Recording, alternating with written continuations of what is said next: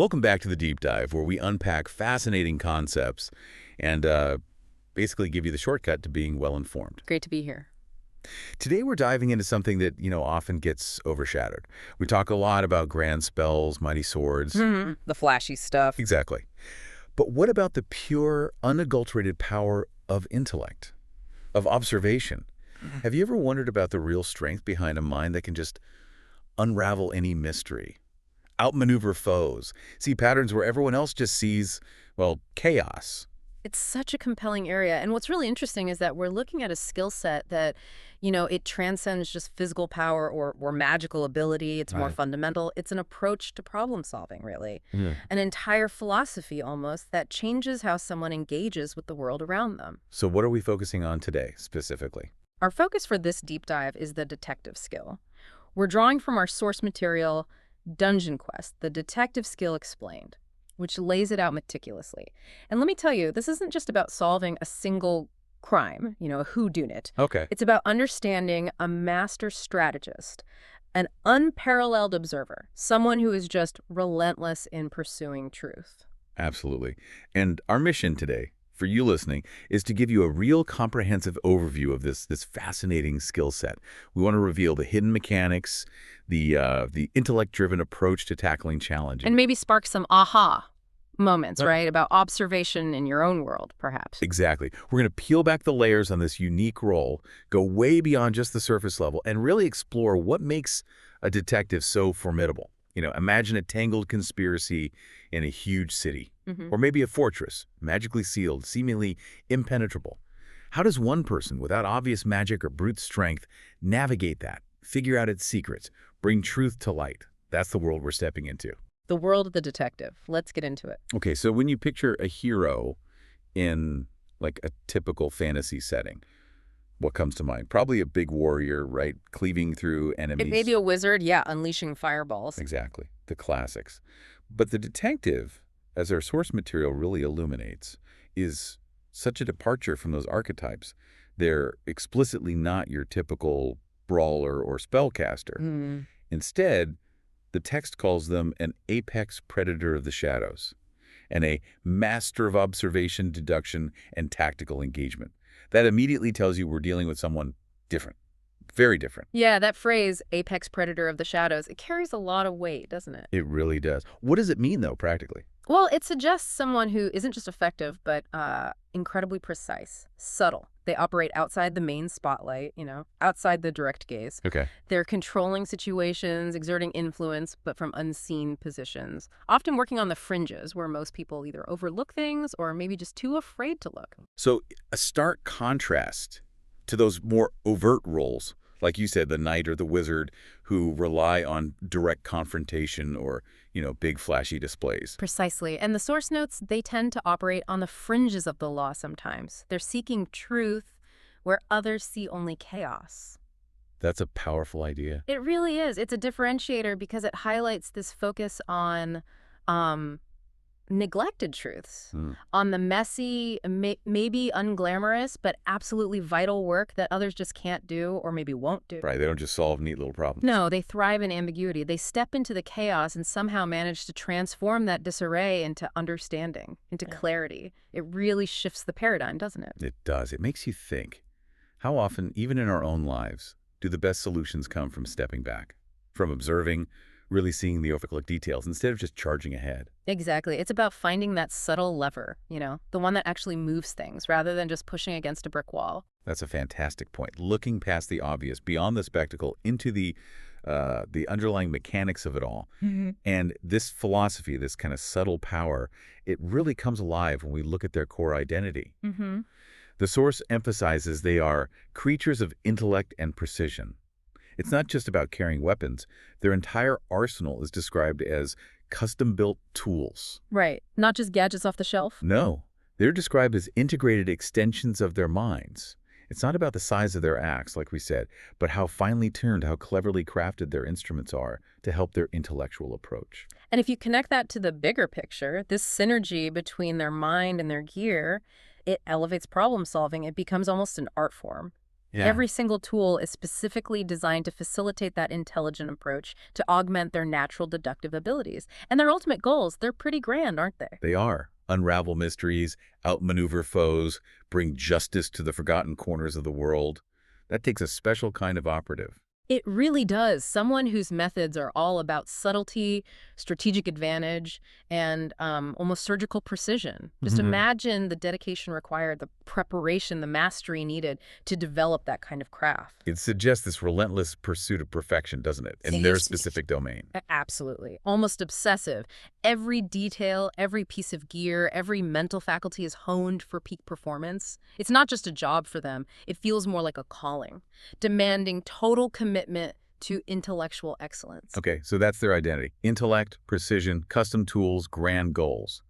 What's the driving philosophy behind all this meticulous effort then? Well, the source tells us they're propelled by an unrelenting pursuit of truth Okay. and an unparalleled knack for problem solving. So fundamentally, what does this mean? It means their success hinges almost entirely on information. Right.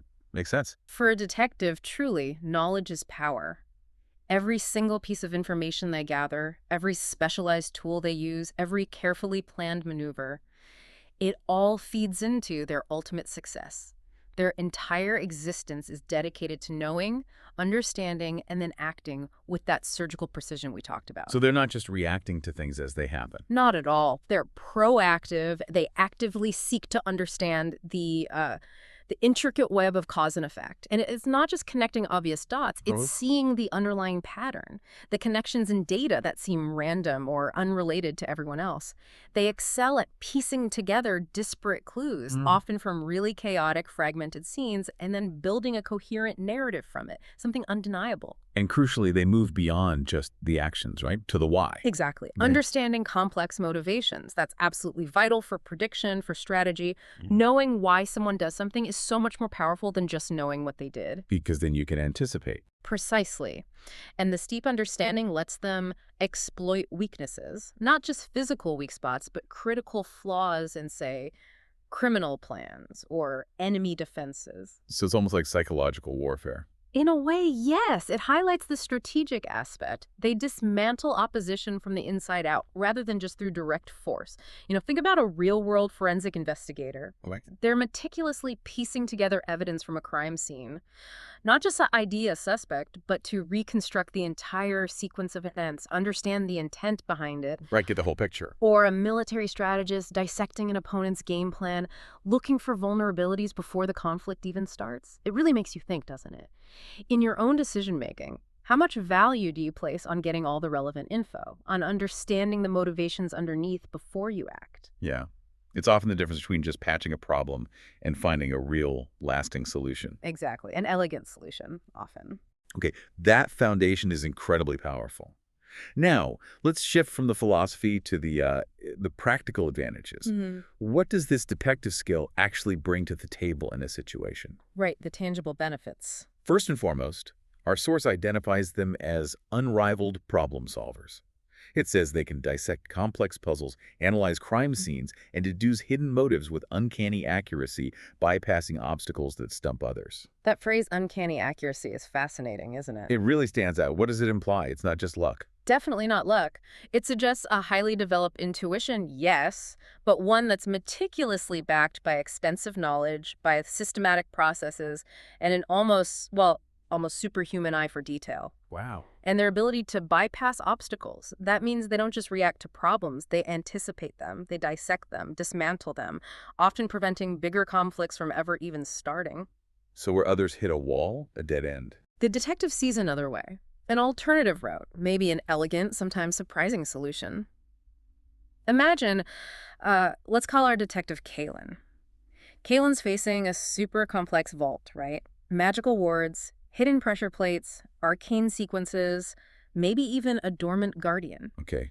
Tricky situation. For Kalen, it's not about blasting through. It's about discerning all those layers, recognizing patterns in the wording scheme, deducing the designer's intent, and then finding that single, elegant sequence of actions to disarm the whole system. Like finding the one key that unlocks everything. Exactly. Maybe triggering a specific harmonic frequency to neutralize the wards, which also releases the pressure plate safely. It's like that master chess player who's thinking moves ahead, actively shaping the game. Not just reacting. Not just reacting, or like a code breaker, finding the elegant key through layers of noise. This proactive, almost preemptive approach. It's a hallmark of their intellect. And it's not just about passive puzzles, right? They bring something to active conflict, too. Absolutely. The source calls it tactical dominance. Now, the detective isn't typically the one on the front lines, swinging a sword. Right. Yeah. But their foresight and specialized gear allow them to control combat scenarios, isolate targets, and create openings for their allies. It's a much more sophisticated form of engagement. So foresight here means more than just guessing what might happen. Oh, much more. It's about actively shaping the battlefield, shaping the conditions of engagement before the fight even kicks off. They are orchestrators. Turning ambushes into traps for the enemy. Precisely. They craft the conflict. This shows incredible strategic thinking, the ability to isolate targets, to create openings. These are signs of intelligent design in warfare, making sure encounters happen on their terms. Maximizing their team's strengths, exploiting enemy weaknesses. Exactly. So Kalen might enter, say, a bandit hideout. Not to fight immediately, but first to map the patrol routes, identify the leader's position, maybe even subtly rig a section of wall to collapse later, creating a bottleneck. Setting the stage. Right. Then maybe deploy a perfectly timed sonic disruptor to disorient the enemy spellcaster just as their warrior allies charge through that new opening Kalen created. Neutralize the biggest threat before the enemy even knows what's happening. That's incredible control. It really makes you think, how could you apply that kind of tactical dominance in, say, your work life or personal challenges? Yeah, setting the stage for success, shaping conditions in your favor, instead of just reacting to whatever comes your way. It's about proactive influence, writing your own script in a way. Beyond controlling conflict, they also excel at getting in and out, right? Superior infiltration and extraction. Yes, the source highlights this strongly. They have tools for bypassing locks, disabling alarms, and creating diversions. And critically, they excel at getting into and out of restricted areas undetected. That undetected part feels key. It's paramount. Operating undetected minimizes risk, obviously, for them and any allies. It preserves resources, no need for a messy fight if you're never seen. And maybe most importantly, it maintains the element of surprise. Which is often their greatest weapon. Exactly. This highlights their role in really delicate operations, where precision, discretion, a light touch, these are valued above brute force. It's about minimizing collateral damage, minimizing exposure, getting the job done cleanly. And the diversions they create. They're not just random noise. No, never random. They are calculated misdirections, designed specifically to draw attention away from their real objective or their actual location. Maybe a small, contained explosion on the far side of a compound, or even staging a loud argument between two seemingly unrelated people to shift guard patrols just when needed. Clever. You can speculate how vital this skill is for avoiding conflict altogether, saving lives potentially, or protecting sensitive information by ensuring it's retrieved without anyone ever knowing it was compromised. They're like the silent surgeons of the intelligence world. And this leads perfectly into another advantage.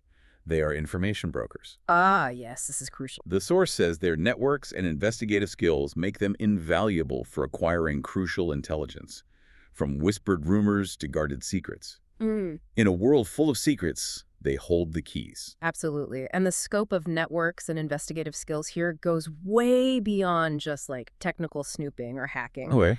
It includes a deep understanding of social intelligence, the ability to read people to subtly influence behavior, the art of building trust, or sometimes exploiting weaknesses to get information. So manipulating people sometimes. It can involve that, yes. Information is their true currency. It's their most valuable asset, more potent than any weapon or spell.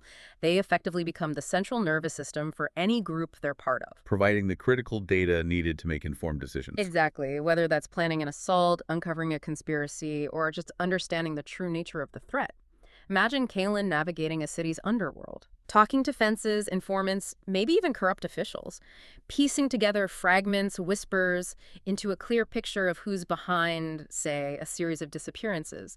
They understand human nature, fear, greed, loyalty, and use those levers to get truths that brute force would never uncover. It's a different kind of power. Makes you reflect on today's world, overloaded with information. How do you filter the noise? How do you find that crucial intelligence that genuinely informs your choices? It's a constant challenge, isn't it? Finding the signal in the noise. And finally, there's a really unique, almost ethical dimension. Non-lethal solutions. Yes, this is a fascinating aspect. The source states, while capable fighters, they often prefer to subdue or neutralize threats without resorting to lethal force, emphasizing capture and interrogation over outright slaughter. It's not just about being good, is it? No, it's a very specific, highly intelligent strategic choice. It's not about lacking lethal capability. A detective is certainly capable of deadly action if necessary, but they choose non-lethal methods often because it maximizes information extraction. And it upholds a particular form of justice, perhaps one focused on understanding and resolution rather than just elimination. And it probably takes more skill, doesn't it, to subdue someone precisely without killing them? Often, yes. It requires incredible control, careful execution. It directly underscores their intellectual approach. A living target provides information. Information is power. A dead target tells no tales. So the focus on capture and interrogation links back to that pursuit of truth. Directly. For Kalen, a captured enemy isn't just defeated. They're a living key. A key to uncovering the network, the mastermind, the next phase of the plot. But that must create dilemmas too, right? Yeah. What if the captured person escapes later? Or the information they give causes more harm? Absolutely. It's a constant tightrope walk. There's a hidden cost, potentially. It weighs the immediate benefit of information against possible long-term negative consequences. It really highlights the complex moral and strategic weight of the detective's choices. Wow. Okay, that overview of their philosophy, their advantages, Yeah. it really paints a vivid picture. But their skill isn't just in their mind, is it? It's also manifested physically in their gear. Right. The tools of the trade. Our source says, very clearly, a detective's gear is a meticulously designed extension of their intellect, built for versatility and precision. Not just cool gadgets, but a thought-out system. That's the key phrase, meticulously designed and synergistic system. It's not a random collection. Each piece is chosen, crafted, often custom-built, specifically to complement their intellectual approach, their unique way of operating. And versatility and precision. What does that mean in practice? It means that while each tool might have a very specific, refined purpose, many can also be combined or adapted. They allow for flexible, efficient responses, even when things get unpredictable. Think of any highly specialized professional. Surgeon. Yeah. Or an engineer. Yeah, exactly. Or even a top chef. Their tools aren't arbitrary. They're specific, high quality, integral to their craft. Almost an extension of their own hands and mind. For the detective, the gear provides reliable, predictable results in situations where, say, magic might be unreliable or strength isn't enough. Got it. And at the absolute core of this gear system is their modular utility belt. The centerpiece. Described as central, equipped with numerous pouches and compartments for quick access to tools. You just imagine this thing is packed, adaptable for any mission. And quick access is absolutely paramount. In those critical, high-stress moments, how fast you can deploy a tool can literally be the difference between success and failure. Life and death sometimes. Potentially, yes. And the modularity means Kalen can customize their loadout, infiltrating a magical library. They might slot in arcane dampeners, chasing someone through the city, maybe enhanced tracking sensors. It's prepared adaptability. Always the right tool for the job, ready instantly. And we're not just talking simple pouches. Think quick release mechanisms, maybe weighted compartments for balance, perhaps even internal auto sorters. Highly advanced stuff. Okay, and for mobility, getting that unexpected edge, the grappling hook launcher. Let's unpack this. It's not just for climbing walls, is it? Definitely not. Its purpose goes way beyond just rapid vertical movement. The source also mentions surprising enemies. That's key for tactical dominance. Oh, so? It creates positional advantage. Kalen can instantly gain the high ground in a chase, bypass patrols by scaling sheer walls, approach targets from completely unexpected angles, disrupting enemy plans and expectations. Turning the environment itself into an asset. Exactly. And think about the variations. Maybe different tips. Adhesive for smooth surfaces, barbed for stone, maybe a silent magnetic clamp for metal structures. Some launchers might be wrist-mounted for speed, others shoulder-mounted for range. Super versatile. Okay, what about disruption and concealment, the classics? Smoke pellets and flash bombs. Essential tools of control. They allow Kalen to manage line of sight, denying visual information to opponents. That's vital for preventing counterattacks or just staying hidden. And they do more than just block sight, right? Oh, yeah. Some smoke pellets might contain alchemical irritants, induce coughing, cause disorientation.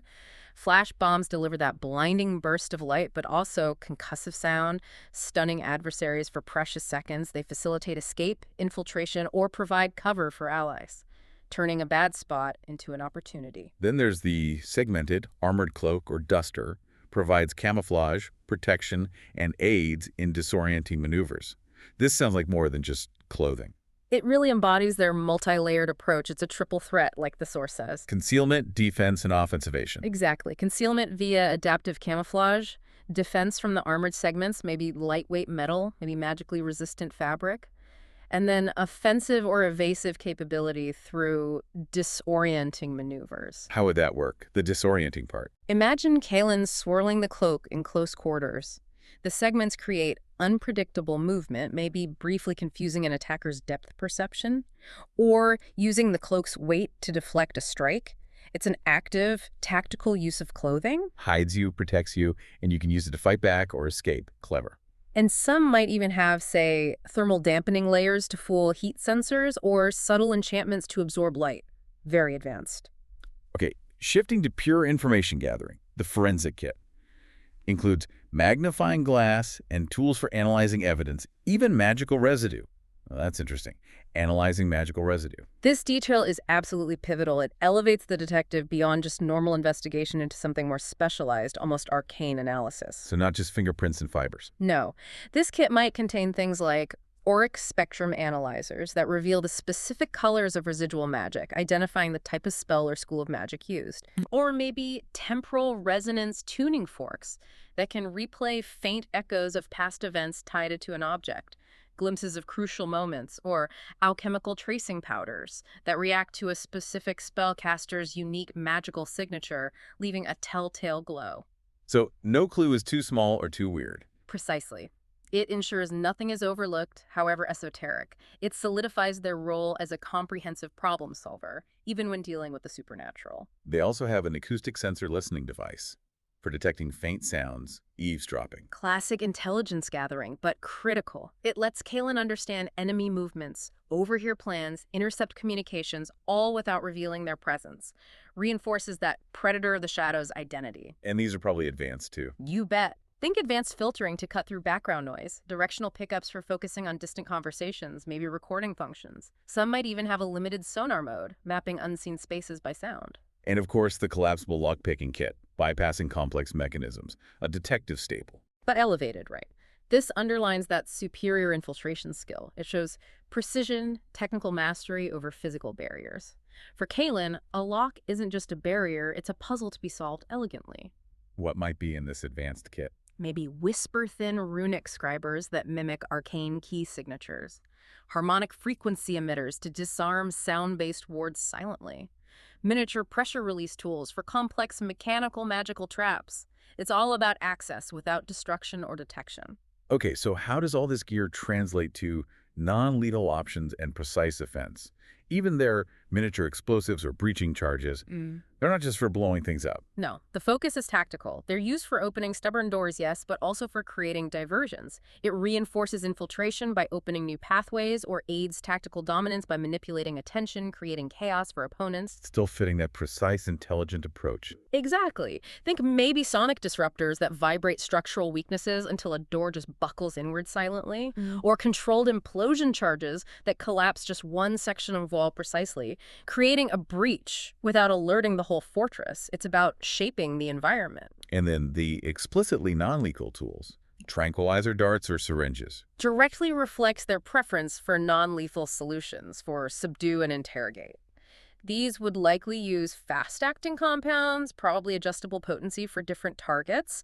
The goal is preserving the target for information. Incapacitate, don't eliminate, if possible. That's the preference. A sedated target can be questioned. An unconscious guard allows silent passage. What about close quarters? Reinforced gauntlets for blocking, striking, maybe holding hidden tools? They're definitely multifunctional. They offer defense against attacks, offensive capability for strikes. Reinforced implies they can take a hit. And the potential for hidden tools, again, reflects that intelligent, multi-purpose design philosophy. Like what kind of hidden tools? Maybe small, retractable blades, magnetic clamps for climbing, perhaps even miniaturized scanner slots or communication devices embedded within, discreet until needed. And finally, the ranged option. A custom-built hand crossbow or sling for silent, precise shots with specialized projectiles. That really is Kalen's signature, isn't it? Silent and precise. Yeah. It reinforces their surgical approach. Neutralize threats, trigger diversions, achieve objectives with minimal force, minimal noise, without drawing unwanted attention, controlling the narrative, staying unseen. And specialized projectiles suggests more than just bolt. Oh, absolutely. Think tracking darts emitting faint signals, sensor jamming bolts to disrupt magical wards, tiny vials of acid for melting mechanisms, maybe even adhesive or binding agents to immobilize someone from a distance. Plus, the custom design ensures it's ergonomic, fast to aim and reload, a truly formidable tool for subtle intervention. Okay, so we've got the deep philosophy of the amazing custom gear. Now let's bring it all together. How does a detective actually operate? How do these skills manifest in action? Right, putting it all into practice. The source describes their actions as a calculated series of maneuvers, often preceding or dominating combat. That really emphasizes the planning, the strategy. It's not just reacting. That phrase, preceding or dominating, is so critical. It highlights that proactive control we talked about. They aim to dictate the terms, often resolving things before they escalate into open conflict. Or ensuring any fight happens entirely on their terms. Exactly. With all advantages stacked in their favor, let's go back to Kalen needing to retrieve that stolen magical tome from the sorcerer's tower. Okay. A frontal assault is out. Instead, it's that calculated series of maneuvers. First, extensive recon intelligence gathering. Then, subtle infiltration, maybe disabling specific wards, neutralizing key guards silently, perhaps creating that diversion on a lower floor we mentioned. Drawing attention away. Right. So the confrontation, if it happens, occurs on ground Kalen has chosen, where the environment, the element of surprise, Kalen's specific tools, they all provide an almost insurmountable advantage. It's like playing chess while everyone else is playing checkers. Makes you think, again, how can you apply that calculated series of maneuvers in your own life? Thinking steps ahead, setting the stage for success. Instead of just reacting to chaos, yeah. It's a powerful mindset shift. And it all starts with that intelligence gathering, right? The foundation. They analyze and deduce. At crime scenes, observing enemy movements, turning raw data into insights. That's the core of their intellectual power. Kalen can move seamlessly from just seeing something to deeply deducing its meaning, going beyond the what to the why, the how, the who, and crucially, the what next. Building that comprehensive picture from fragments. Exactly. Identifying vulnerabilities in people, plans, even magical defenses. They build mental maps, cross-reference tiny details, see patterns others dismiss as random noise. And they meticulously gather evidence, collecting samples, piecing together clues, almost like a scientist. It connects right back to that forensic kit and the unrelenting pursuit of truth. Their meticulousness ensures accuracy. They reconstruct events with near-perfect clarity sometimes. Every little detail matters. Every stray fiber, faint magical trace, weird dust sample, the specific wear pattern on a lock, it's all potentially part of the puzzle. Kalen is trained to see, preserve, and interpret these subtle signs. The smallest clue can unravel the biggest conspiracy. Then there's the covert ops side, infiltrating and reconnoitering. Using their tools to scout ahead, gain the upper hand. And gaining the upper hand before anyone knows you're there, that's an incredible advantage psychologically and strategically. Knowing the layout, enemy positions, traps. Without being detected yourself. It shifts the odds dramatically. Kalen transforms the unknown into the known, maybe using those acoustic sensors to map guard patrols from the shadows, deploying tiny drones with thermal imaging, using the lockpicks to get into a ventilation shaft and scout the whole facility from within, all before making a single overt move. And related to that is shadow movement, moving unseen, positioning for optimal engagement or escape. This gives them unparalleled control. Kalen dictates the terms, chooses when and where to strike, or just as importantly, when and how to vanish without a trace. Choreographing events from the unseen. Precisely. Using every shadow, every distraction, every lapse in attention to move flawlessly makes them incredibly hard to pin down or counter. And for control and disruption when they do interact, subdue and interrogate. That non-lethal approach to get information. Again, reinforcing the value placed on live intelligence. A subdued target can offer insights a dead one can't. Through questioning, observation, accessing their gear or notes, it's that practical, sometimes ethically complex approach. Every encounter is a potential intel opportunity. And the interrogation itself is probably a skill. Oh, definitely. For Kalen, it wouldn't be about brute force or torture. More likely psychological manipulation, exploiting known fears or desires, using previously gathered intelligence to break through resistance. An intellectual battle. They also disarm and disrupt, taking out traps, alarms, enemy contraptions. Neutralizing threats preemptively. Preventing harm, yes, but also dismantling enemy defenses, creating chaos for opponents by undermining their plans. It's strategic sabotage. Paving the way for their own goals. Exactly. Imagine Kalen disabling that fiery magical ward on a door just before their allies arrive, or subtly tampering with a communication device to isolate one group of enemies from their reinforcements. It's not just avoiding danger, it's actively dismantling the enemy's ability to function. Okay, so finally, the source lists these fundamental underlying skills: sneak, stealth, tracking, trap detection, and perception. It says they all offer advantage. What does advantage mean here for listeners maybe not familiar with that game term? Right. In this context, advantage basically means Kalen performs these actions with a significantly higher likelihood of success than most others, even other experts. It underscores their inherent mastery, the result of intense training and natural aptitude. So they're just better at these things. Fundamentally, yes. These aren't just skills they have. They're honed senses, practiced disciplines that form the bedrock of everything they do. So with advantage in sneak and stealth, Yeah. Kalen isn't just moving quietly through that guarded castle corridor, they're moving silently, bypassing magical alarms, evading enchanted sentries where someone else might only slip past some guards. Okay. And tracking. With advantage in tracking, maybe they can follow a target through a torrential downpour that would wash away clues for anyone else. They'd discern things like the faint scent of a specific potion on the ground, a unique type of mud only found in one area clinging to a boot print, the nearly invisible scuff mark from something being dragged. Details others would completely miss. Exactly.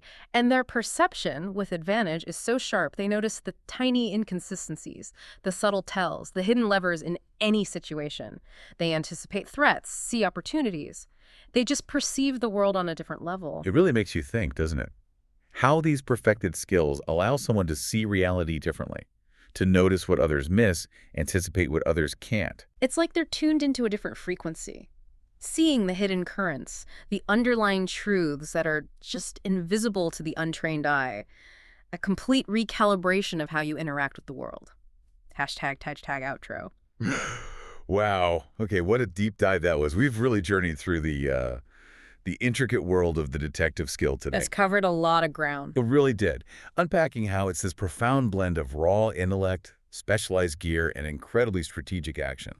We've seen how they stand apart from the usual fantasy tropes, the brute force, the flashy magic, Relying instead on meticulous observation, razor-sharp deduction. and that unparalleled knack for problem solving. We explored how a detective really does transform every mystery into, as the source put it, a puzzle waiting to be solved. You know, this whole discussion, it really raises an important question, I think. Oh, yeah? What's that? Well, if a detective's greatest power lies in seeing what others overlook, right? In finding solutions where others just see chaos, in orchestrating events with such precision and foresight, then how much more effective could you be in your own life by cultivating a similar focus? A focus on deep observation, on meticulous analysis, on strategic preparation in your daily challenges. Huh. That's interesting. Applying that detective mindset to our own world. Exactly. You might uncover entirely new insights, maybe find elegantly simple solutions to problems, things that were always there in your environment, just waiting to be deduced, waiting to be revealed. That is a truly thought-provoking way to end it. A powerful call, maybe, to a more observant, more deductive way of living. Something to consider anyway. Absolutely. Well, thank you for joining us on this deep dive into the fascinating and clearly formidable detective skill. My pleasure. And for everyone listening, until next time, keep observing, keep deducing, and keep solving those puzzles life puts in front of you.